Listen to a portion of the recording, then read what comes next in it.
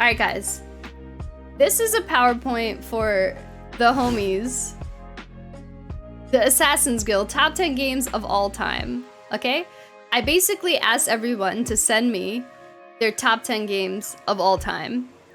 And I had so many questions. I didn't think it was a difficult task, but so many people were like, I hate you for making me do this. This is so hard. And then they were like, oh, and I gotta put it in order too. I was like, yes, because like how it works is, let's say, I don't know, let's say the Cult of the Lamb was voted for twice by 2 different people. And also, let's say The Last of Us Part 1 was voted twice by 2 people, right? If it fell higher on people's lists, that wound up having more points towards the list, right? So like if it wound up on like 2 or 3 versus like 6 or 7 on people's lists, that helped weigh where it wound up on the list, right? Because of course there were a lot of things that had 2 votes or 3 votes, so that's how I had to gauge it. And there's still some ties, and you'll see. But yeah, the themes that came up is people asked me if it had to be games that I wanted to play or that I've played. I was like, no, this is your list, not mine. People asked me if it can be all consoles, and I was like, yes, it can be any console at any time. So it's any game, literally any game on any console at any time. And yeah, people everyone said it's really difficult, so I'm sorry to put you through the stress, but thank you for doing it anyway. We need to change our list depending on the time of day and mood. Yeah, that's the other thing that people brought up. People were like, hey, my list changes. That's totally fine. Like, we're growing, evolving, changing human beings. If your list didn't change, then I would be worried. Because like, yeah, of course, like depending on your mood or depending on like how recently you played a game, of course it's gonna change. Or like if new games come out and get added to your list. So it's okay. This isn't gospel, like this isn't set in stone, you know what I mean? Yay, drum roll, let's go. Okay. All right, you ready? Number 10? Number 10? Oh, I ruined it. I ruined it. There we go. Number 10, The Legend of Zelda Breath of the Wild. Let's go.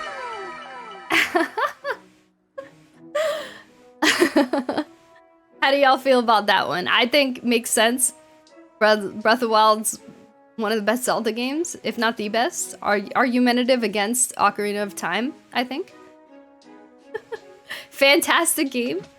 Really, really redefined open world. A huge influencer for Elden Ring, actually. And took a lot of inspiration from Shadow of the Colossus, which is another fantastic game. So yeah, I think I'm glad this fell on the list, actually.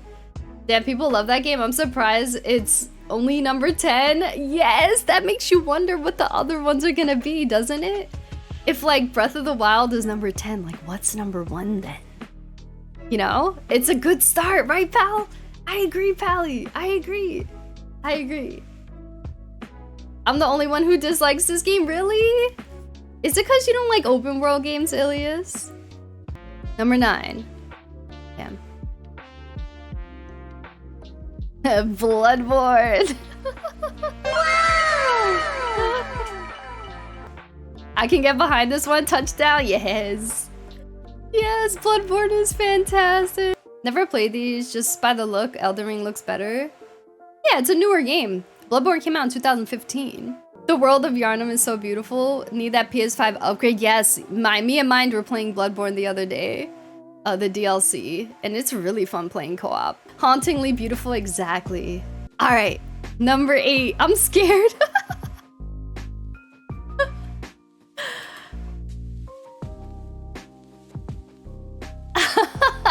Number 8 was tied by 4 games. 4 games were voted for 3 times. Yeah, tied. Completely tied. Yakuza 0, Diablo 2, Ghost of Tsushima, and Elden Ring. Bro. I was like, damn, what's up with this? These are like on everyone's like, this is like mid-tier for everyone, I guess. Oh, not top tier, obviously top 10, but like. Yeah, I wonder actually, Hidden, if part of the influence is because I was marketing this while playing Yakuza, so it's a little bit maybe skewed because of that. But yeah. Yeah, there we go. Bloodborne had a Victorian London vibe, and London is great. I'm a Brit, can confirm, let's go. Yo, Diablo, you know, yeah. See, so one person actually voted for Diablo 3. But yeah, Diablo 2 got the most votes. Ghost of Tsushima is so beautiful. The only one I haven't played is Diablo 2. It's good. The way Elden Ring is so much better than Ghost of Tsushima. I think they're both good in different ways. I do think Ghost of Tsushima has more like mainstream appeal though. But I am more of a fan of Elden Ring, although I do like both of them in very different ways. Yakuza 0 is a masterpiece. It's really good. I wouldn't call it a masterpiece. I would call it a masterpiece in writing, but the gameplay, like the combat, I don't know. It's like too arcadey. I mean, it fits with the vibe that they're going for sure. It's just not immersive to me. Like, it's not satisfying is the word that I mean to use. But it's still fine. It's serviceable. The combat of Ghost was top. I love the combat. Also, Big Chewy, welcome in. How are you, friend? Yes, it is 100% top. Indeed. Fun fact about the Yakuza series, the developers got actual Yakuza to react to it. They said that it fits everything except the combat and the outfits.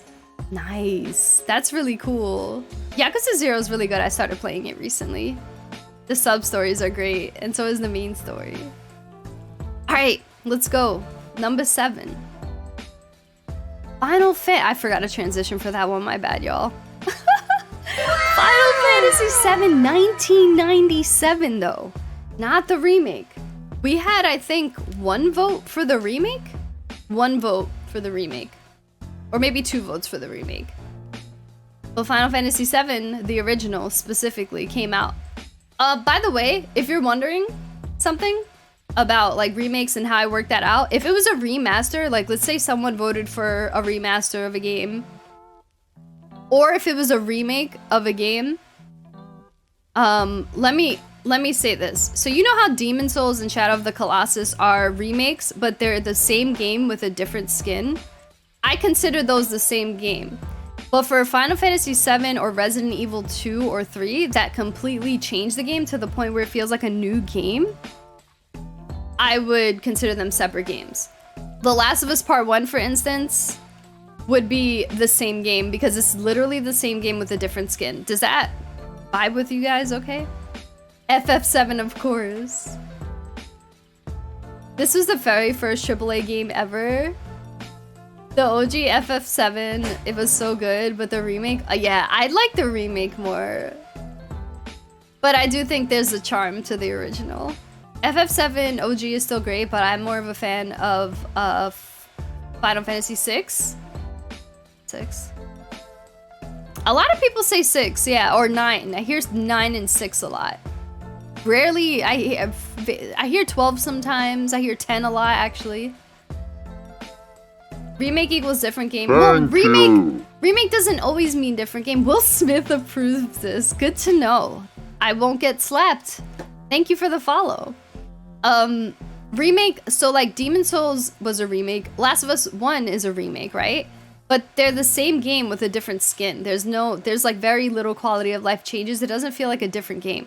Final Fantasy VII and Resident Evil 2 and 3 feel like completely different games from the originals. So like, even though they call it, we need to like all have a conference about remake, remaster, and reimagining. And like solidify like, if it's, let's call remaster just like upscaling, like more frames, more graphics, whatever, more details. Remake being like quality of life changes, like a different skin completely, like rebuilding it from the ground up, but it's the same game. And reimagining being like a different game, but like with the influence from the original. Wait, that's my assessment. The gaming industry needs to have a conference. All right, number 6. The Last of Us Part 2, this is gonna trigger a lot of people. A lot of people. Listen, I'll just spoil and say it wasn't on my list, even though I adore this game. But it wound up on a lot of people's list.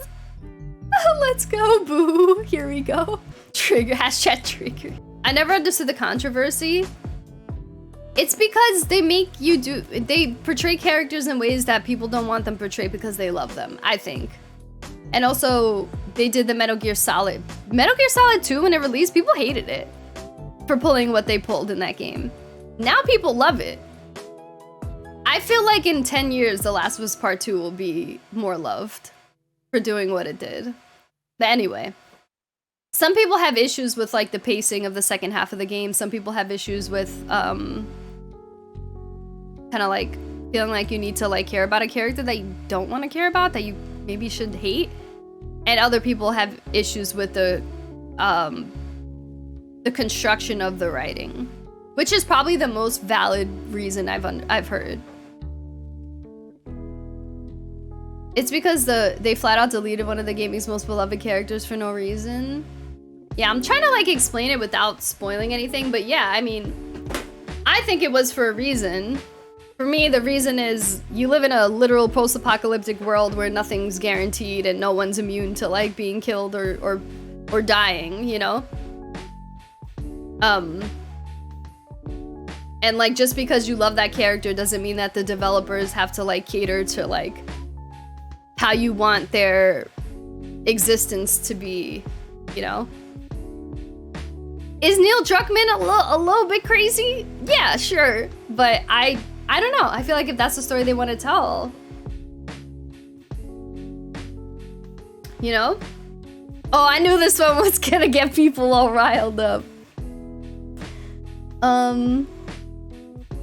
I love how no two people seem to have the same opinion of The Last of Us 2. Yeah, that's what I like about it so much. It like fosters good conversations. Like I love talking to people who don't like this game because I feel like I learned so much, you know?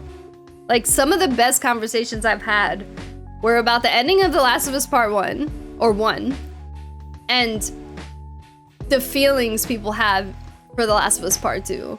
And I get it. Like I was talking to Ilias, who y'all already know, and he had me understanding from his perspective why he felt the way he felt, specifically about Ellie.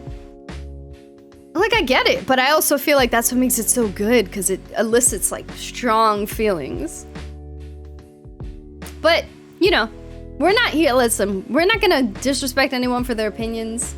I just think it's great that that everyone has such a different opinion on this. It shows, like, how, like, it's just really, like, shows how dynamic humanity is.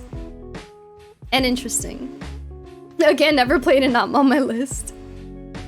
I can see why this game is there. Oh yeah, it looks great. Super Saiyan triggered, very true. It's because they flat out deleted, yeah. I can't disagree with any of the picks, to be honest. I have finished the first part, but did not want to play the second part due to what's going on. You shouldn't stop other people's opinions from forming your own. Optimus, you might love it. I love how, yeah, sorry. Only bad thing for me about this game is the ending. Everything else is a masterpiece. Ah, interesting. Yeah, the ending was hard. The ending fucked me up. But I think, once again, if it elicits that strong of an emotion in me, whether it's a negative or positive one, I'm okay. That's powerful to me, you know? I think that's good writing. I think ASSASSINA the heat is on already because the trailer was way off of the actual story that made people feel betrayed. Same thing with Metal Gear Solid 2, man. For no reason. Totally, I just think the beauty of the game is how much it messes with our feelings, like the fact that it generated so much controversy. Yeah, I feel the same way, big girl.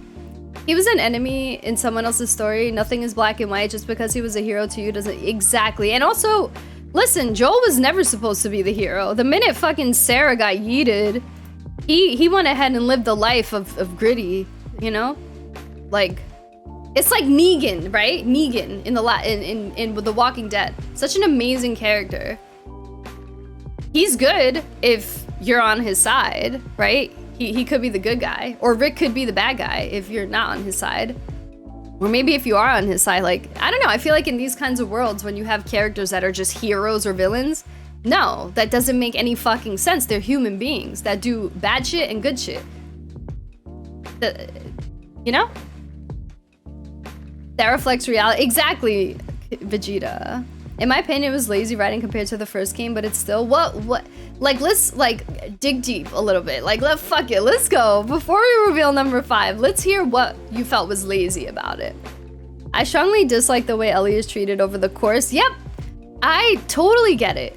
As someone who, like, I really had, like, I had a paternal relationship with Ellie throughout the entire first game, to see how they treated her, like, really, like, made me sick. Like, genuinely made me sick. But once again, if it made me that sick and that angry, like, that elicited an emotion in me that I didn't anticipate. And I kind of like that in the same way. Like, I hated it so much that it's good, you know? Heated, haha. I enjoyed it part 2. My only complaint was that the gameplay was rather slow compared to 1. Yeah, it wasn't as, like, fast-paced, but I think that's because the gameplay was more methodical. So, like, Dark Souls is more, like, methodical than a lot of other, like, action RPGs. I feel like The Last of Us Part 2 is the, like, methodical nature of, like, survival horror, if that makes sense. Like, they slowed you down. Like, they made you really think about, like, who you were killing, how you were gonna kill them. You know, you had to think about dogs. You know, you heard their names. Like, you had to, like, be more stealthy, I think. But it was less action-packed, for sure. If that's what you're looking for, then I can see that. If the combat and literal gameplay were faster, I'd have no problem. Exactly, he killed her father. I'd be cutting guts if someone ever killed my dad. I don't give a fuck. Yeah, totally. And it wasn't just that. I guess, like, all spoilers on for The Last of Us Part 2. So the game's been out for that long, and, like, listen, it was spoiled before it even came out. It's not gonna stop your enjoyment of the game. But if you need to, like, peace out and, like, mute for a bit, once you see the next game come on, then you can come back, okay? But yeah, basically, he wasn't just her dad. He was literally the person that had the fucking cure. Like, he was the only person in the world that could have executed the cure. So, like, it wasn't just her. But yeah. I feel like they just didn't know how to bring Joel back into Ellie's life, so they just, yeah. Interesting. Interesting. Yeah, I don't know. I don't agree. I don't see that. But that doesn't make your opinion any less valid at all. Like, I'm sure other people agree with you. There's nothing lazy into flips one of the greatest games ever on its head and arguably creates one of the most ballsy and well-written sequels ever. I think it was really well-written and ballsy for sure. I haven't played, but it's fine. Also, the cutscene between Joel and Ellie is one of my favorite cutscenes ever. Oh my god, I fucking cried, dude. I cried so hard. Hey, don't you dislike this game now? In my mind, it's just lame and really boring when people write a story and let people die just to get more drama into that. Happens so often in other games that it feels like their way to go is just really frustrating. I don't think that Joel or any of the characters just died for the sake of dying. They actually had, like, a compelling and substantial reason for him dying. It wasn't just like, oh, some random dude number 2 killed him. Like, no, it was like this girl's father who created the cure, you know? And because she was a kid, Joel let his guard down, you know? Because he loves Ellie and he lost his daughter, so he has a soft spot for young girls. I don't know. I didn't think it was just him dying to die at all. Was it him dying to elicit emotion? No doubt. Was it just the emotion of being sad? No. For me, the gameplay is incredible. It's a story that I really struggle to like. For me, I find it impossible to actually like Abby too, considering how they actually introduce her into the story. And also, I did not need to see the raw dog scene. Like, Neil, why the fuck was that a thing? So yeah, I will agree. that if you're someone that couldn't bring yourself to liking her, that it's the second half of the game is gonna suck for you a lot. Once again, I enjoy that.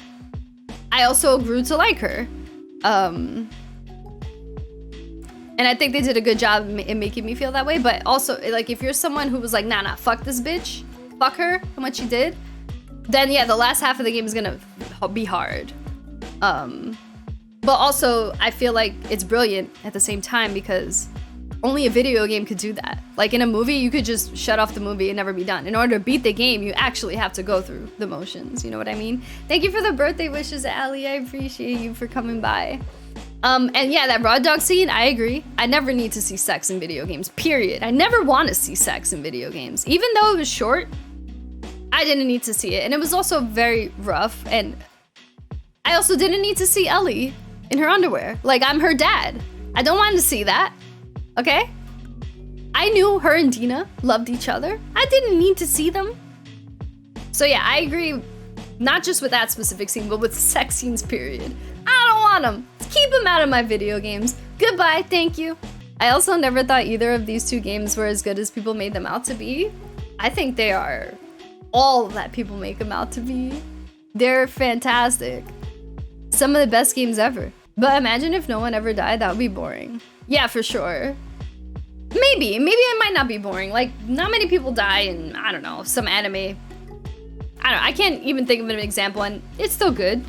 But dying definitely has like an impact, right? I don't feel like that makes it bad if people don't die, but in a post-apocalyptic world, yeah, people need to fucking die, you know? True, but in the first part, he was so protective and all up to safety, and then he goes with complete stranger because she's a little girl. Joel ruined the chance of hope. Joel killed a girl's father. Abby is driven on revenge to save the last remnants of the Fireflies. And I don't think it was just a revenge story, to be clear. I feel like it was more like, I feel like that's like severely minimizing it. Like, there's a term that I'm thinking of. It's like, yeah, it's minimizing it. There's a better term I'm not thinking of. It's oversimplifying it, I think. I know, but The Last of Us is brutal. It's supposed to be harsh. Yeah. All right, let's go to number 5. You guys ready for number 5? Let's go. Thank you. It was a great conversation about The Last of Us Part 2. I thoroughly enjoyed it, by the way. I appreciate all your opinions. All your opinions are beautiful. All right, let's go. Number 5. Resident Evil 4. Let's go. As someone who just played this game, I'm very pleased with this. I wonder what this is gonna mean for the remake. Leon, help! Leon, help! Yeah, man. RE lovers rise up. My favorite's actually Resi 2 Remake, but Resident Evil 4 is up there for sure. Especially for the time that it released. And what it did for the series. And then I don't know what the fuck happened with 6. Please make Trashly less annoying. Yes. Oh my god, make her actually know how to run away and hide in things and maybe throw me some ammo sometimes. Please hide in boxes your goddamn self and don't assume that I'm looking up your skirt, bitch. You literally threw yourself to me at the end and I declined, okay? Nobody wanna look at your panties, Trashly. Get out of here, ew. All right, let me stop. RE4 wasn't on my list, but I actually still love it. RE4 is excellent. It's so good. It's so good. I believe since this is the Resident Evil that people love the most, they will give the remake some love and attention that they gave to RE2's remake. I hope so. The problem is, like, RE4 has a lot of camp, like more camp, I think, than like others.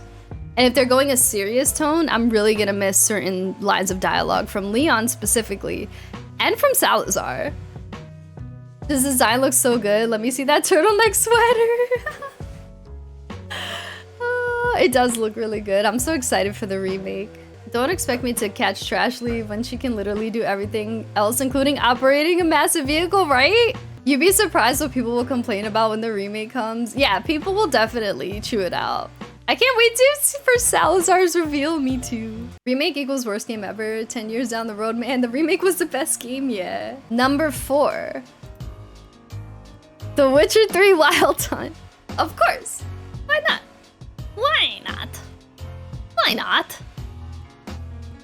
Toss a coin to your Witcher.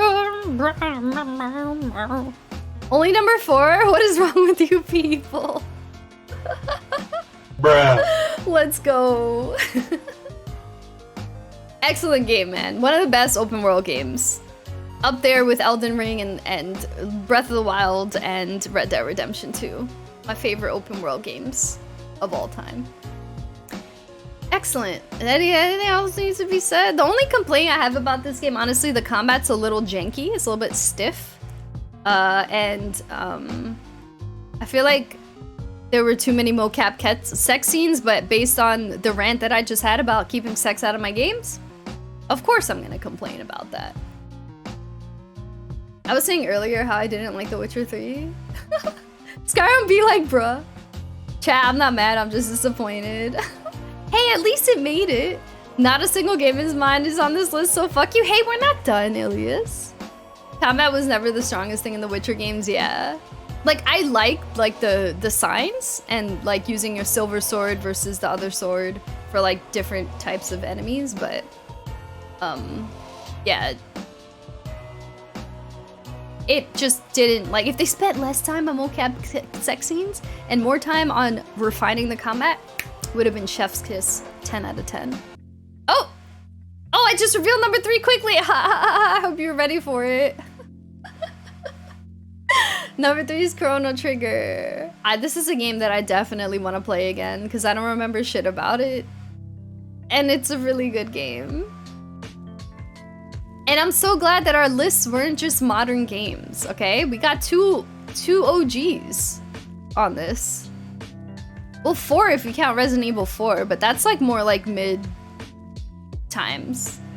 I never played it, but people love it, so I can't complain. Yeah, man. One of the best JRPGs ever. Never played it, but heard it's really good. Yeah. Indeed. Chrono Trigger is so good, I have it on the DS. Let's go. Listen, you guys created this list, okay? You're damn right Chrono Trigger's that high. Yes, Tread, tell them. You tell them. DS and SNES Chrono Trigger are expensive? Yes. Indeed. Alright. Number 2, I'm losing my voice already, y'all. You ready for number 2? Magnus theme slaps. Very good music, for sure. With that said, we're gonna go to number 2 right now. You ready? Ready? You ready? BioShock. I am pleased with this, but it makes you wonder what's number 1, right? Right? Right? Would you kindly? Any disagreeers? I don't think. This is one of the games that every gamer needs to play, even if you don't like first-person shooters or horror. I thought about it, but not on my list, even though I love this game.